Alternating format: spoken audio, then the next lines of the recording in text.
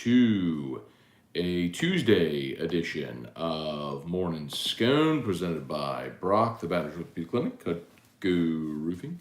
HudcoRoofing.com, do business with someone you know, Hudco Roofing, HudcoRoofing.com. This is kind of turning into,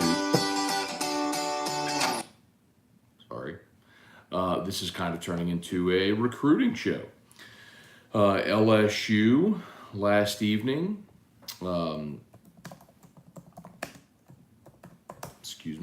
lands another commitment, this time from a 2024 athlete. We talked about it over the weekend, Joseph Jojo Scone, out of the Atlanta area. He picked LSU, so another out-of-state kid, a 2024 kid, 5'11", 180.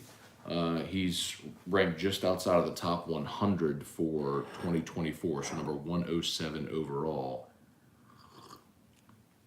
Listed as an athlete, likely to play wide receiver. So, and man, I tell you, when you look at Jaylen Brown, you look at Joseph Scone, the likelihood of Shelton Sampson, LSU's reputation among receivers has been very impressive. Scone picked LSU over Florida, Georgia, Ole Miss, Kentucky, South Carolina, Tennessee. I mean, he had a bunch of big-time SEC offers, and his teammate is Michael Doherty, who they call King Doherty. He's the four-star safety for this class who's committed. So a couple of teammates out of Logan'sville who are committed now for 2023 and 2024. And then today, Kaleb Jackson is set to announce. So Kaleb Jackson, if you're not familiar, he is the four-star running back at the Liberty Magnet here in Baton Rouge, formerly Lehigh. It is an LSU-Alabama race for Kaleb Jackson. And I think most people are assuming, industry people are assuming that this is going to be good news for LSU today. So he's crystal balled to LSU. He's making his announcement at 10:30 a.m. So in about 3 hours, he's going to make his announcement at his school.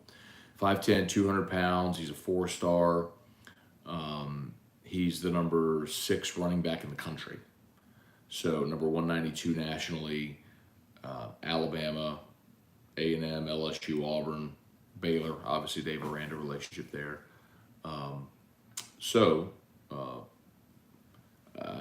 It should be more good news for LSU today. All right, let's say some good morning. Jonah, the drill, fire away, whatever y'all got. YouTube, do me a solid. If you're new, please subscribe up to the Matt Moscona YouTube channel. Like the page, smash the like button if you haven't done so yet. Facebook, like the Matt Moscona page, please, if you haven't done so yet. As always, share a post.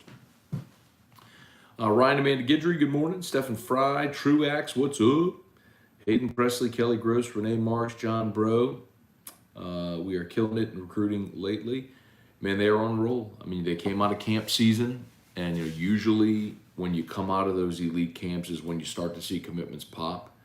And I think LSU had really been in limbo for so long because if you remember back to when Ned was fired in October, they didn't allow any official visits at that point. They wanted all the guys to be able to say their official visits. So not only recruiting for 2022, but 2023 kind of got halted. So it makes sense that a lot of those guys had to get to campus and meet the staff and do all that stuff. And so now they're starting to pop. But it's definitely encouraging, the little run they're on right now. And you build that momentum and you create FOMO. And I think a lot of these young guys have that right now. They want to make sure that they have their spot. Henry Gordon Bennett, good morning. Chase Scone, Shadow Band, LOL. What you talking about? I mean, I got Shadow Band on TikTok. I mean, that really annoyed me a lot. Steve Scott, good morning. Kenny Futch, hopefully Kaleb chooses the good guys, not the... come on. I'm not going to say that. Brian Wynn, Thomas Bergeron, what's up? Brian from yesterday. If you could ask Brian Kelly anything in media days, would you ask him first? Okay, Brian, so I appreciate the question. I did not give it much thought, honestly. Now, are you saying I get like what's my first question, or do I only get one question? Because if I only get one question, then I'm going to ask him a very direct yes or no. I would not ask something because normally in an interview, especially in radio, where you're talking about long form media, you don't want to ask yes or no questions because you want to give the guest the opportunity, and you don't want to ask a leading question. You don't want to ask an either or question. You want the guest to come up with their own answer. So, um, so, but if I only get one question, then I'm not going to give him something that he could very easily weave his way out of and not really answer. You know what I mean? Say a lot without really answering. I would ask a very direct yes or no of something people would want to know. Chase Pellegrin, Barry Day. Do the Pels make a trade maybe for Connolly? I don't know, Barry. When you have as many future assets as the Pels still have, you're always open to it. I don't know that's really on the table right now. Or let me put it this way, I don't think they're pursuing it. Ricky Lambert, Ron Ritchie, Luis Alaman, good morning. Courtney Storer, Avery Ardoin, what's up? Let's see, jump over here to our YouTube peeps. Say our good mornings over here. Stephen James, morning Scone, have a great day, appreciate that. Trivia Carter, Larry Garner, Connor O'Neill. How about Josh Smith last night? Yes, if you missed it. So Josh Smith, the Rangers are playing the A's, and honest to goodness, I got home from work, rode my Peloton, and then jumped to the pool to cool off, and then I grilled outside, dinner for me and Erica. And and I put the game on outside. I was watching the Rangers and the A's because I was watching Josh Smith. He lined out in the first. He had a little flare to second, in his second AB in the bottom of the second. He batted twice in the first 2 innings. And I'm watching the game pretty uneventful, and then I take Drew to the store, like we always go to the store every night. And when I get back, I'm scrolling Twitter, and I see this video. Josh Smith hit inside the park home run. The game I was watching and just happened to leave. I missed his first career homer, which was an inside the parker. He had a liner to center. The center fielder was coming in, slid, missed it, bounced past him, went all the way to the wall, and Smith had an inside the park homer. So his first career homer as an inside the park homer. Glenn Garner, good morning. Dang, you're getting old. Jesse Brown, morning, Matt. Today is my daughter Finley's 3rd birthday. Can she get the Hudco jingle on her birthday? Well, absolutely. Finley can get the Hudco jingle. I'll even sing happy birthday to the Hudco jingle. Hudco, happy birthday. Hudco, happy birthday. When you need a roof. Happy birthday, Finley.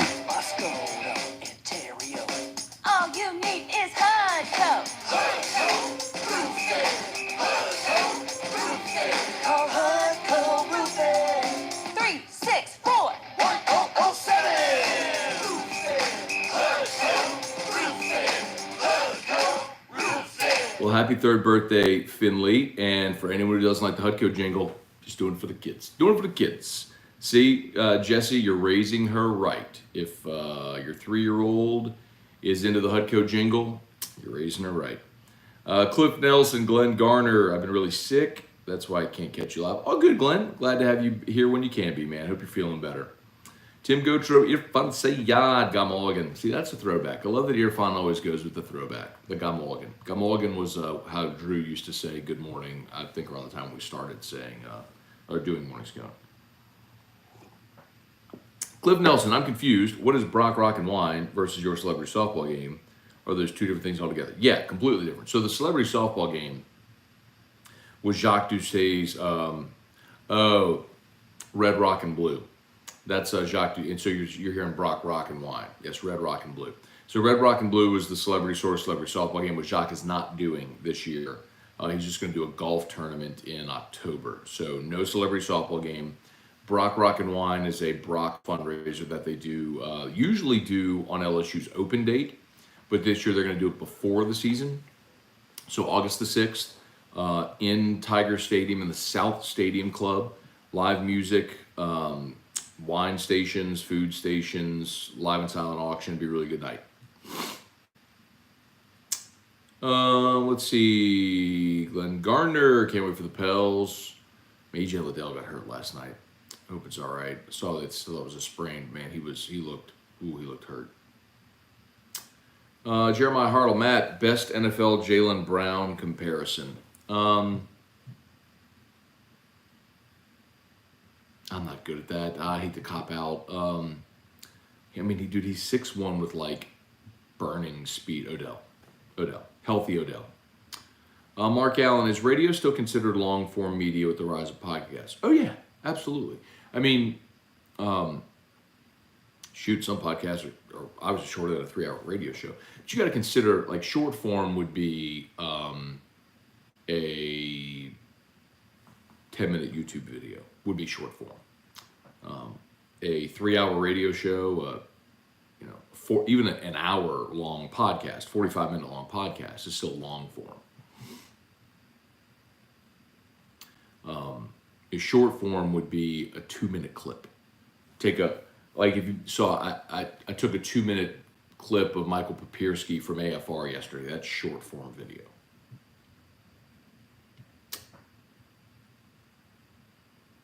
Trivia, be careful with your questions, Matt. Can't have you get banned again. I didn't get banned because of any questions I asked. I got banned because the former head coach didn't like the fact that I said I didn't like the hire. So that's on him. Glenn Garner, Spurge, good morning. Do birthdays with someone you know. I love it. Hudco. Hudco can do birthday parties. John Boudreaux, good morning from Destin. Missed my star Drew appearing in the morning. John, appreciate you being there, man. Yeah, Drew's sleeping right now. So weekends, you got a really good chance to catch him, at least for a little bit.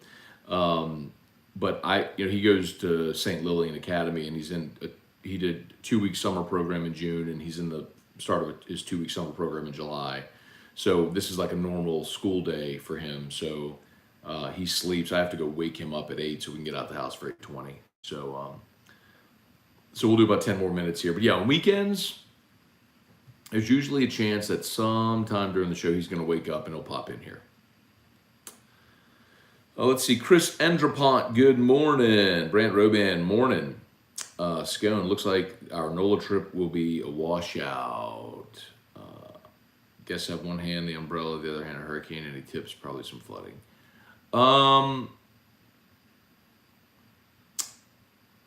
The good thing about New Orleans, though, Brand, is everything is walkable. You don't have to go far to get to the next place. Like, if you're in the quarter, you can very easily walk to wherever you're going.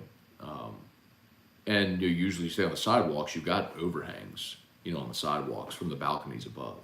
So an umbrella could do you well. I know you said you're staying in the quarter, so you should be okay, man. Barry Day, news on Shelton from Catholic High. Yeah, man, he's a heavy LSU lean. At this point, I'd be surprised they didn't get him. Jason Horn, Brian Penton, good morning from Cincinnati. All right. Hey, Dad, good morning. Kenneth McCown, where's the bottom for Bitcoin? So, Kenneth, I believe the bottom for Bitcoin is going to be 14,000. So I have not yet hammered the dip. If we start to see significant movement back toward the upside, I will. But you got to keep in mind, we're in a bear market. And if you look at the historical cycles of Bitcoin, the next exponential bull market that we're going to see is 2025. I mean, it's the 4-year halving cycle. And we know, like, Bitcoin is math. So I'm in no rush. But I do think we're going to go lower than 19. So if we get lower than 19, that's when I'm seriously going to start having my ducks in a row to hammer the dip. But I believe it's 14. And I might pull the trigger at 16, 15 if he gets there, just to be absolutely sure I don't miss it. Great interview with Pap yesterday. Thank you, Brian. Appreciate it. Yeah, man, if you missed it, you can catch the interview with Mike Papirski. Just go to the Watch 104.5 ESPN YouTube channel. You can check yesterday's AFR. So from July the 11th. It was at 3:15, so it was in the second segment of the show. It was like 15 minutes into the show. Logan III just got a best jersey.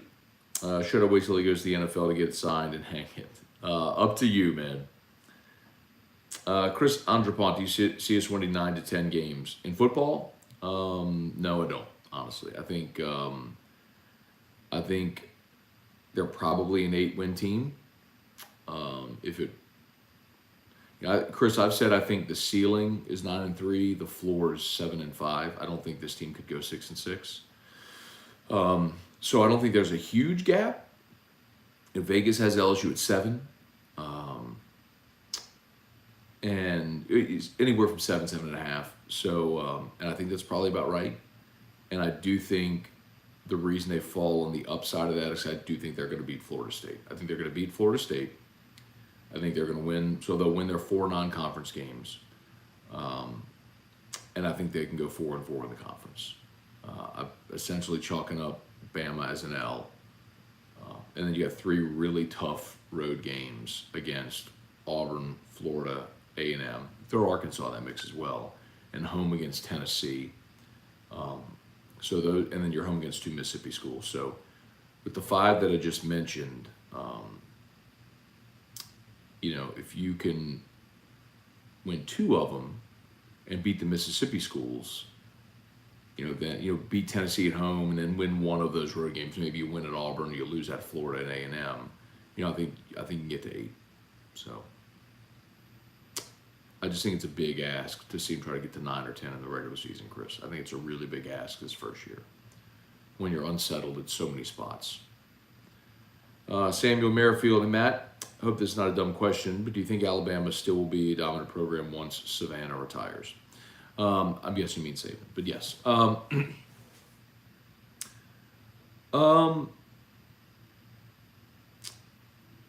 Samuel, I don't think it's necessarily that cut and dried.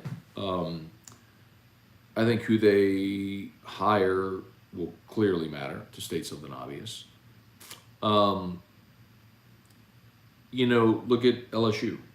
I mean, Nick left here. He had set the foundation, and LSU has carried on for 20 years without Nick, continuing to play for and win championships.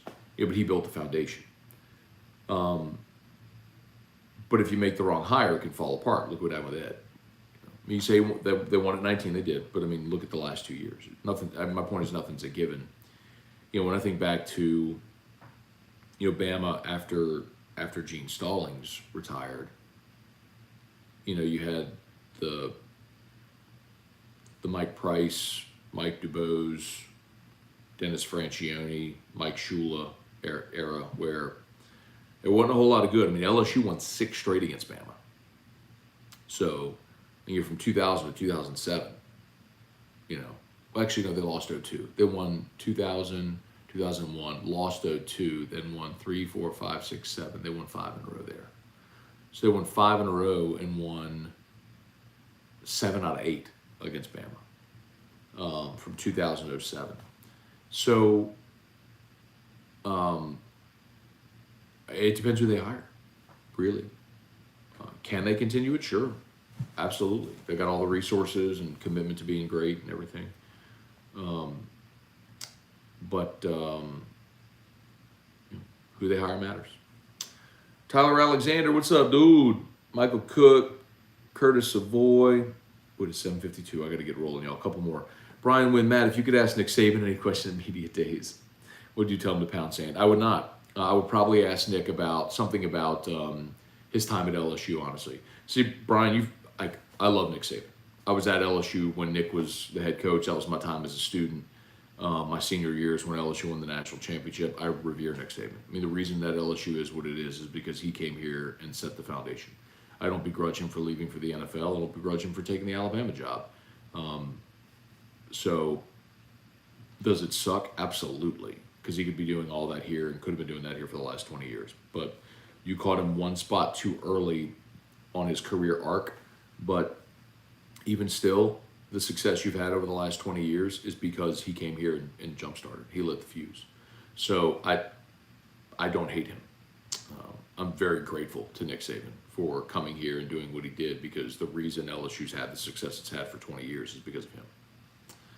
David Landry, Randy Bennett, Thomas Bergeron. What's your favorite part about Media Day? Networking. I get to see so many people around the conference who are colleagues and friends, and that's how we've been able to build a lot of the relationships, to have a lot of the people on the shows that you all hear, day after day after day, year after year, is because we go to that event and you get to know a lot of these people. So you can, I could pick up the phone and call Peter Burns and he's a friend. I could pick up the phone and call any number of these national guys or SEC reporters because they're friends and I know them. So, I really got to go. I'm so sorry.